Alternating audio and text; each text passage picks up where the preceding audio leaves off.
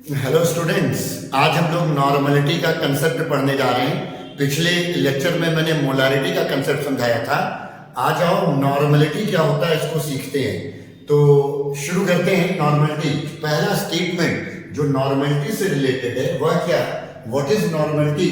If 1 gram equivalent of any substance is found dissolved in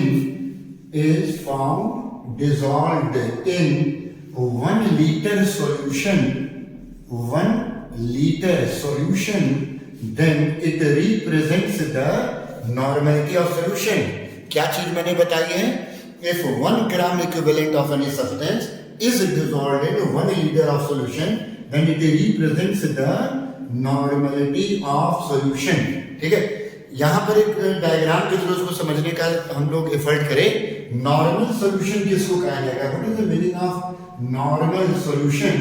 तो इसको समझने के लिए देखो, कंसीडर करते हैं, अगर 1 लीटर सॉल्यूशन हमने लिया हुआ है, इस 1 लीटर सॉल्यूशन में किसी सॉल्यूट का 1 ग्राम इक्विवेलेंट अमाउंट प्रेजेंट हो। If 1 gram equivalent amount of any solute is present in 1 liter solution, then it is said that it is a type of normal solution. जैसे एक हम example यहां पर ले सकते हैं। सपोज करो if we have taken 5N sucrose solution, तो what is the meaning of 5N sucrose solution? N represent the normality, तो इसे हम ऐसे डिफाइन करेंगे, in the solution 5 gram equivalent of sucrose is present in 1 liter solution. ये इसका मतलब हुआ नॉर्मलिटी का। क्लियर है? 5N sucrose solution means 5 gram equivalent of sucrose is present in 1 litre solution. Capital N किसी भी नंबर के आगे अगर लिखा रहता है तो वो नॉर्मलिटी को रिप्रेजेंट करता है। ठीक है, आगे बढ़ते हैं और जरा जाना जाए कि ग्राम इक्विवेलेंट क्या चीज है। थोड़ा सा एक नया टॉपिक हमारे सामने, मोलैरिटी में जो हम लोगों ने ग्राम मोल पढ़ा था, जिसको मोल भी कहा जाता, आज हम नॉर्मलिटी में टर्म यूज कर रहे हैं ग्राम इक्विवेलेंट, जिसको केवल इक्विवेलेंट भी कह सकते हैं। तो इसका एक बेसिक सा फॉर्मूला है, number of gram equivalent. Simply you can also say number of equivalent, both are same thing. Either you say number of equivalent or you say number of gram equivalent. We can represent this with the help of small e letter. The small e is equal to number of equivalent is equal to weight of that substance in gram upon equivalent weight of that substance. ठीक, so how can we calculate number of equivalent or number of gram equivalent? Both are same thing. It is equal to weight of any substance in gram upon equivalent weight. देखो, बहुत सारे लोग normality के numerical लगाने में घबराते हैं, दिक्कत होती है उन्हें कि कैसे सॉल्व करें, आंसर नहीं आ रहा है। इसमें सबसे बेसिक फैक्टर होता है इक्विवेलेंट वेट का। अगर आपको इक्विवेलेंट वेट कैलकुलेट करने सही से नहीं आता है तो नॉर्मलिटी के न्यूमेरिकल आप नहीं लगा पाएंगे। तो चलो हम आपको बताते हैं इक्विवेलेंट वेट कैसे निकाला जाता है। जितने भी सब्सटेंसेस न्यूमेरिकल में दिए रहते हैं, हर ऐसे सब्सटेंस का इक्विवेलेंट वेट निकाला जाए। कैसे इसको कैलकुलेट करते हैं देखते हैं। सबसे पहला कंसेप्ट हमारा है equivalent weight of any element. जैसे कॉपर दे दिया गया, जिंक दे दिया गया, सोडियम दे दिया गया, कोई भी एलिमेंट का अगर इक्विवेलेंट वेट निकालना है तो it is equal to, capital E से हम उसको रिप्रेजेंट करेंगे, it is equal to atomic weight of that element. जिस किसी भी एलिमेंट का निकालना हो, atomic weight of that element upon its valency. जो भी वैलेंसी है उसके डिवाइड कर देंगे। वैलेंसी का आइडिया उसके ऊपर एग्जिस्ट करने वाले चार्ज से हम लगा सकते हैं। तो एटॉमिक वेट अपॉन वैलेंसी ये रिप्रेजेंट करता है किसी भी एलिमेंट के इक्विवेलेंट वेट को। ये जरूर याद रखना चाहिए, चाहे मॉलिक्यूलर वेट हो या इक्विवेलेंट वेट हो या एटॉमिक वेट हो, इनकी अपनी खुद की कोई यूनिट नहीं है। अगर किसी न्यूमेरिकल में अगर रखना जरूरी है तो उसको ग्राम में लेकर यहाँ पर हम लोग क्वेश्चंस को सॉल्व करते हैं। आगे बढ़ते हैं, एलिमेंट का हो गया। अब आते हैं किसी आयन का अगर हमको इक्विवेलेंट वेट निकालना हो तो कैसे निकाला जाएगा? तो how can we determine the equivalent weight of any ion? तो it is equal to molecular weight, आगे मॉलिक्यूलर वेट की कोई यूनिट नहीं है, पर हमको अगर कहीं जरूरत पड़ता है तो उसको ग्राम में रखकर कंसिडर करेंगे। तो molecular weight of that ion upon its valency. जैसे कैसे, मान लो एक एग्जांपल के तौर पे ऑक्सलेट आयन का कोई न्यूमेरिकल है, क्या चीज है ये ऑक्सलेट आयन, तो कैसे इसका हम इक्विवेलेंट वेट निकालेंगे, इसका मॉलिक्यूलर वेट जैसे m से रिप्रेजेंट किया गया अपॉन इसकी वैलेंसी, वैलेंसी का मतलब जो उसके ऊपर चार्ज लगा हुआ यानी कि m/2, ये इसका इक्विवेलेंट वेट होगा। तो ये हो गया एलिमेंट का इक्विवेलेंट वेट, फिर हो गया तुम्हारा आयन का इक्विवेलेंट वेट। अब आगे बढ़ते हैं, किसी सॉल्ट का इक्विवेलेंट वेट कैसे निकाला जाता है उसको देखा जाए। तो next one is equivalent weight of any salt. तो सॉल्ट का इक्विवेलेंट वेट निकालने के लिए बड़ा सिंपल सा फॉर्मूला है, molecular weight of that salt upon, ध्यान से समझना यही इंपॉर्टेंट चीज है, upon number of positive valencies. ये एक इंपॉर्टेंट चीज है, किसी भी सॉल्ट का इक्विवेलेंट वेट निकालना है तो मॉलिक्यूलर वेट अपॉन उस पर कितने टोटल प्लस चार्ज मौजूद है उनकी संख्या से डिवाइड करेंगे तो ये इक्विवेलेंट वेट निकलेगा। अधिकतर न्यूमेरिकल में आपको सॉल्ट ही दिए जाते हैं, तो आप कुछ एग्जांपल्स करके देखते हैं। जैसे सोडियम कार्बोनेट है, इसका इक्विवेलेंट वेट क्या होगा भाई, तो मॉलिक्यूलर वेट अपॉन कितने टोटल प्लस चार्ज है, एक सोडियम पर एक प्लस चार्ज, दो सोडियम में दो प्लस चार्ज होगा, m/2 इसका आंसर होगा।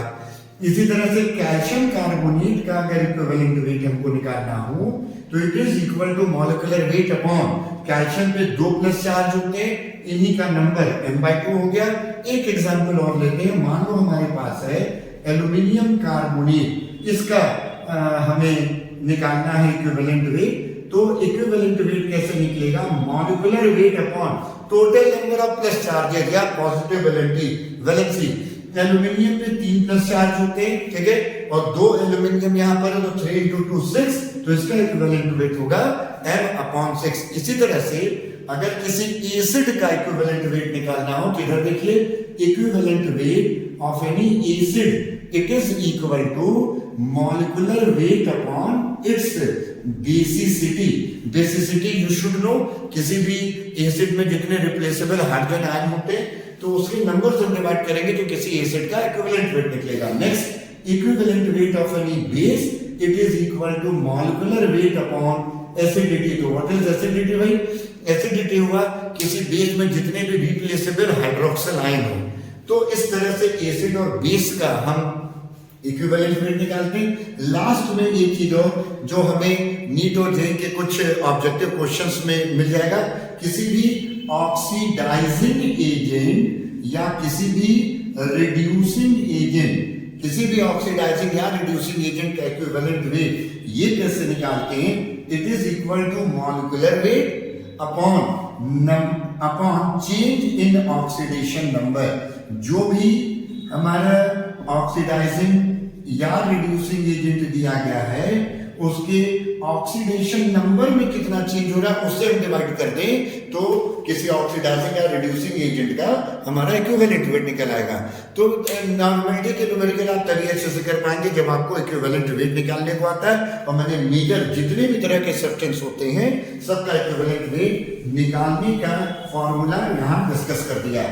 आगे बढ़ते हैं और नॉर्मलिटी के फॉर्मूले की तरफ चलते हैं कि कैसे नॉर्मलिटी के न्यूमेरिकल्स लगाते हैं। तो पहला जो बेसिक फॉर्मूला नॉर्मलिटी का हुआ अभी हम लोगों ने देखा था, इट इज इक्वल टू क्या मैंने बताया था 1 gram equivalent present in 1 litre solution, उसी पर इसका फॉर्मूला बना है number of gram equivalents upon volume of solution in litre. ये बेसिक फॉर्मूला इसका, other you write gram equivalent और equivalent both are same thing. इसी बिहाफ पे इसकी यूनिट बनी है ग्राम इक्विवेलेंट पर लीटर और इस यूनिट को हम कैपिटल एम से भी रिप्रेजेंट कर सकते हैं, फॉर्मुलेशन करते हैं। एक ग्राम इक्विवेलेंट का number it is equal to, मतलब एक सिंबल बना दिया गया स्मॉल ई, तो small E upon V litre. Small E क्या है, नंबर ऑफ इक्विवेलेंट, और नंबर ऑफ इक्विवेलेंट कैसे निकालते हैं अभी मैंने बताया आपको, वो निकाला जाता है wait of solute in gram upon its equivalent weight, और वी यहाँ पे लीटर में मौजूद है। हमेशा याद रखे रहना, इन न्यूमेरिकल्स में वेट को ग्राम में ही लिया जाता है। तो ये हो गया हमारा बेसिक फॉर्मूला। मैंने देखा बहुत सारे न्यूमेरिकल में वॉल्यूम मिलीलीटर में दिया रहता है, तो उस मिलीलीटर को लीटर में बदलकर इस फॉर्मूले में रखना है। तो मिलीलीटर को जब आप लीटर में बदलेंगे तो 1000 से डिवाइड करेंगे, तो फॉर्मूला हमारा क्या बनेगा, W in gram upon equivalent weight in volume in millilitre, उसको लीटर में बदल के रखना है, तो it will be divided by 1000। ये 1000 चला जाएगा ऊपर और हमारा मेन फॉर्मूला नॉर्मलिटी का गया, क्या आ गया, देखिए इधर, normality is equal to 1000 W upon E into V। ये W वेट ऑफ सॉल्यूट है जो कि ग्राम में है, वॉल्यूम ऑफ सॉल्यूशन है जो कि मिलीलीटर में। तो ये रहा वो इंपॉर्टेंट फॉर्मूला जिससे मैक्सिमम क्वेश्चन नॉर्मलिटी के आपके सॉल्व हो जाएंगे। याद क्या रखना है, इक्विवेलेंट वेट वो किसी न्यूमेरिकल में नहीं दिया रहेगा, वो आपको निकालना रहेगा। आगे बढ़ते हैं और कुछ बेसिक क्वेश्चंस के लिए कुछ इंपॉर्टेंट इंफॉर्मेशन नॉर्मलिटी की हम आपको और दे दें। अगर किसी क्वेश्चन में सॉल्यूशन को डाइल्यूट किया गया, यानी कि वाटर एडिशन का केस है, या एसिड बेस न्यूट्रलाइजेशन रिएक्शन है, या टाइट्रेशन का केस है, इन सभी केसेस में फॉर्मूला हमारा लगता है N1V1 is equal to N2V2। अगर एसिड बेस रिएक्शन है तो किसी एक को इसमें एसिड ले लेते हैं और दूसरे को बेस ले लिया जाता है। तो इस तरह से अननोन फिगर जो भी क्वेश्चन में पूछा जाए उसको हम कैलकुलेट कर सकते हैं। तो वाटर एडिशन का केस है तो ये बिफोर एडिंग वाटर सॉल्यूशन की normality volume, after adding water solution की नॉर्मलिटी और वॉल्यूम, इससे कुछ न्यूमेरिकल्स हमारे सॉल्व हो जाएंगे। इससे इंपॉर्टेंट चीज क्या है, how can we determine the normality of mixture. ये खास तौर पर आपके कंपटीशन में बहुत आते हैं कि किसी मिक्सचर की नॉर्मलिटी कैसे निकाली जाती है। तो मिक्सचर या तो एसिड का होगा या बेस का होगा।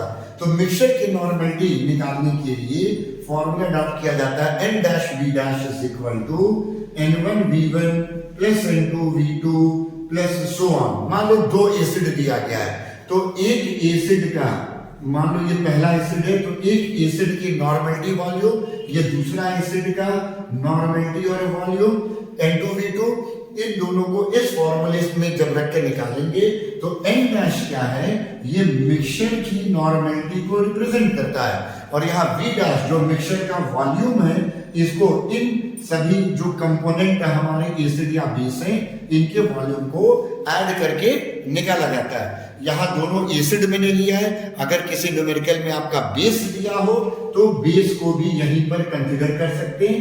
ये मान लीजिए बेस 1 का हो गया और ये बेस 2 का हो गया। इस तरह से किसी मिक्सचर की नॉर्मलिटी निकाली जाती है।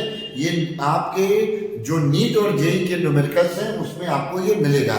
ऐसा भी क्वेश्चन मुझे मिला कंपटीशन के ऑब्जेक्टिव्स में कि एसिड और बेस दोनों को मिक्स कर दिया गया, अब रिजल्टिंग मिक्सचर की नॉर्मलिटी निकालनी है। तो अब ये कैसे निकाला जाता है, ये देखो N-V', ये क्या हो गया, मिक्सचर की नॉर्मलिटी और volume, it is equal to summation of NV acid, जितने एसिड है उनके नॉर्मलिटी वॉल्यूम का collection, minus summation of NV base, जितने भी बेस है उनके नॉर्मलिटी वॉल्यूम का कलेक्शन। इसी तरह से इनको निकालते हैं। समेशन का मतलब आपको मालूम होगा, जैसे मान लीजिए दो एसिड और दो बेस दिया गया तो फॉर्मूला हमारा बनेगा N1V1 प्लस N2V2। ये किसका हो गया, ये हो गया सारे एसिड का, माइनस N3V3 प्लस N4V4, ये किसका हो गया, जितने भी बेसिस दिए गए हो। हमेशा याद रखना चाहिए एसिड में से बेस को माइनस किया जाता है। तो यहाँ पे V' जो मिक्सचर है वो सारे वॉल्यूम को आपस में ऐड करके निकाला जाएगा। अगर N' की वैल्यू यहाँ से पॉजिटिव आती है तो रिजल्टिंग सॉल्यूशन, रिजल्टिंग मिक्सचर का नेचर हमारा एसिडिक होगा, और अगर N' की वैल्यू निगेटिव आती है तो रिजल्टिंग मिक्सचर का नेचर बेसिक या अल्कलाइन होगा। इस तरह से किसी मिक्सचर का नॉर्मलिटी निकालते हैं। तो ये नॉर्मलिटी के कुछ बेसिक कंसेप्ट का समझाने का मैंने प्रयास किया। आशा करता हूँ आपको क्लियर हो गया होगा। Thank you.